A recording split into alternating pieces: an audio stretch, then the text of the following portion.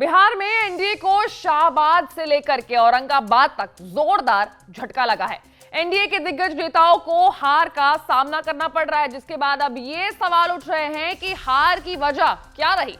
दरअसल एनडीए को भोजपुर सुपरस्टार पवन सिंह का निर्दलीय चुनाव लड़ने के साइड इफेक्ट्स का सामना करना पड़ रहा है। भोजपुरी स्टार पवन सिंह निर्दलीय उम्मीदवार के तौर पर काराकाट से चुनावी मैदान में ताल ठोक रहे थे। इसी वजह से एनडीए को औरंगाबाद, काराकाट, आरा, सासाराम और बक्सर की सीट पर जातीय समीकरण एनडीए का गड़बड़ा गया और इन सीटों पर एनडीए को हार का सामना करना पड़ा।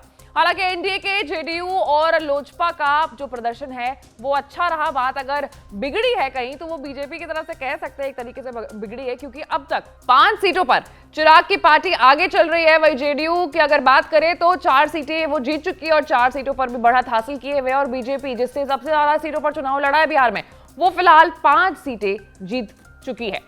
साल 2019 की बात करें तो उस चुनाव में नतीजों की अगर बात करते हैं तो बीजेपी और जेडीयू दोनों ही 17 सीटों पर चुनाव लड़े थे।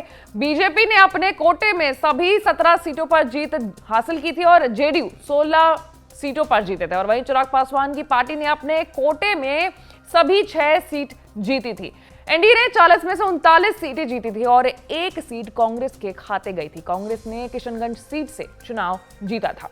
तो ये जो रुझान है इस वक्त 8:21 जब ये वीडियो शूट हो रहा है तब के ये आंकड़े हैं, इसमें भी अभी और बढ़त हासिल हो सकती है। अभी भी जो पूरा मामला है वो साफ नहीं हुआ है, लेकिन हाँ, ऐसे तमाम बड़े खबरों से अपडेटेड रहने के लिए, बिहार की जो अपडेट्स है उनसे अपडेटेड रहने के लिए आपको एबीपी लाइव को लाइक, सब्सक्राइब और शेयर करना होगा। मैं थी आपके साथ आशीष सिंह आनंद।